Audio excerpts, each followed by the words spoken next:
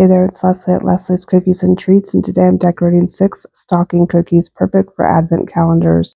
But before we get started, I wanted to let you know that I also teach cookie decorating classes, and Christmas is the perfect time to learn how to decorate cookies. If your cookies start like this, you can take a class and end up with beautiful cookies just like these. These are my Christmas cookie platter cookies. It makes an adorable Christmas village platter. They're all little mug-shaped cookies, and they're super cute and super fun, and they're great for gifting. I hope you'll join me in the class. The link is in the description. But for now, let's make some cute stocking cookies. So for this first one, we're just going to outline and flood in the cookie with a red royal icing that's about a 12-second consistency. We're going to be using a wet on wet effect for this cookie. But once we get our icing smooth, we're going to take our green royal icing that's also at a 12-second consistency and make diagonal lines right across the cookie right into that wet red icing. We're going to do the same thing with our white icing, and this is a wet on wet effect. When the cookie dries, all of this will be one solid surface. And once you finish the lines going one direction, go ahead and make some lines go in the other direction. Make your lines, you just want to touch your white icing or your green icing right down into that wet red icing. Lift up and pull a line across using even pressure on your piping bag. So touch down, pull across, stop squeezing, and let go. If you have any bumps at the start and end points, you can just use a scribe or a paintbrush to push those down. And you're going to want to let this dry until the icing crusts over before coming back and filling in the top part of the stocking. And once again, I'm going to use the scribe to settle my icing down and make sure it gets all the way down to the cookie so I don't get any craters, and to get it out to the edge. And then I let the cookie dry again for quite some time before coming back in and just adding another row of royal icing. I'm going to use a slightly dampened paintbrush just to dab up and down at the icing to give it a textured effect on the top of the stocking. And then I want to make 2 of those little pom-pom balls that hang down from stockings. I think those are so cute. So I'm just going to go ahead and make 2 balls and lines going up to the stocking. And I'm going to use my scribe to really poke up and down in these balls to make sure that there's no air bubbles and I don't get any craters. And I let those balls dry, and then I added the texture to those as well to give them a little bit of a fuzzy look.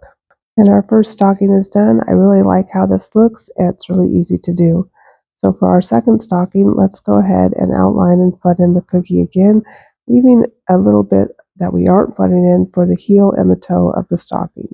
And when you're outlining, watch your line of icing where it's falling so that you get as close to the edge as you can. And then just flood that in and use your scribe to get the icing out to the edges and out to these little points. And then set your cookie aside to dry until it crusts over, and then come back in with another color and do the toe and the heel of the stocking. Just outline and flood those in, and use your scribe to move the icing around and get it shaped the way you need it to be shaped, and to pop any air bubbles and settle that icing down. If your icing is sticking to your scribe or toothpick, just wipe it off, and then you can go back in and settle the icing down. And then I let my cookie dry completely before coming back in and flooding in the top of the stocking with white royal icing. I let it dry completely because I'm going to be using some sanding sugar on the top here, and I needed the green and the red icing to be dry so it wouldn't stick to that. I'll leave a link in the description to all the products I used. And then I came back in with an edible marker and just made a few stitch lines on the toe and the heel of the stocking. And then I decided I wanted to add some holly, so I have a really stiff bag of green icing here. I'm just going to cut a little V in the top of my piping bag, and then go ahead and pipe in some leaves, holding my piping bag so that the points of the V are facing up and down. And then I can just squeeze a ball and pull away and make little leaves. So just touch down with your piping bag, squeeze a ball, and pull away. And then I added a red berry in the middle. I think these stockings are super sweet. What do you think? For our third stocking, I'm going to be using a stiffer consistency, a detail consistency white icing. I'm just going to outline and flood in the cookie.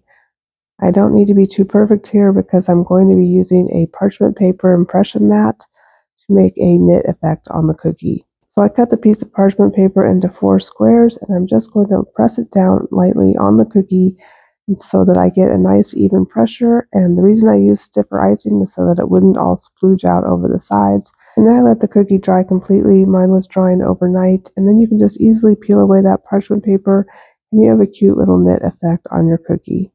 And then I'm just going to add a ruffled top to my cookie. I'm using a 101 tip and a stiffer consistency royal icing, and I'm just going to go up and down in a zigzag manner with the skinny end of the tip towards the top of the cookie.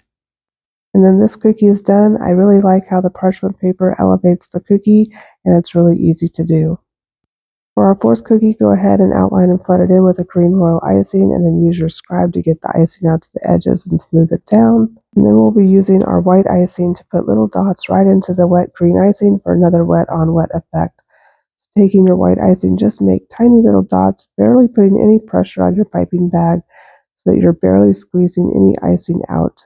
And just make 3 little dots all over the cookie until you're happy with the way it looks. And then I let my stocking cookie dry completely before I came back in with my white royal icing and piped in the top of the stocking and added a couple of the little pom-pom balls down in the body of the stocking. And as always, I'm going to use my scribe to settle the icing down and make sure that it gets all the way down to the cookie so that I don't get any craters later. Then I'm going to cover the top of this with sanding sugar again, so just sprinkle some on and then shake it off. And we'll add our little lines for the pom-pom balls, and then this cookie is done.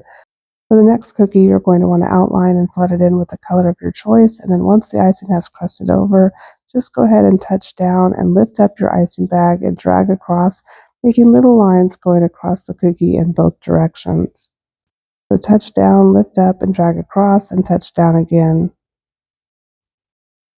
If you have any bumps at the start or stop of your lines, you can use a scribe or a dampened paintbrush and just push those down.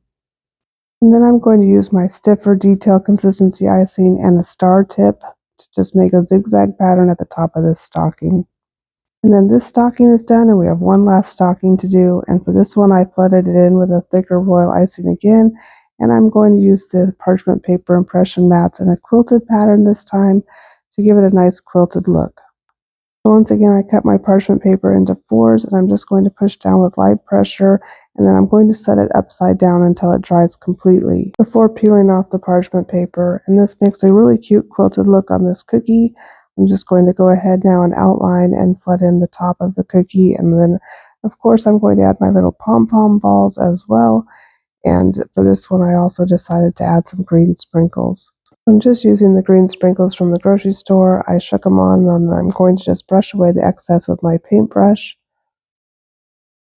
And then go in and add in the little lines from the top of the stocking to the pom-pom balls. And then this cookie will be done, and all 6 of our stockings are now complete. I hope you enjoyed this video and that you decorated along with me. I'd love to know which stocking is your favorite, and I'd like to know how you decorated your stockings. So leave me a note in the comments and tell me all about it. Thanks for watching. See you next time.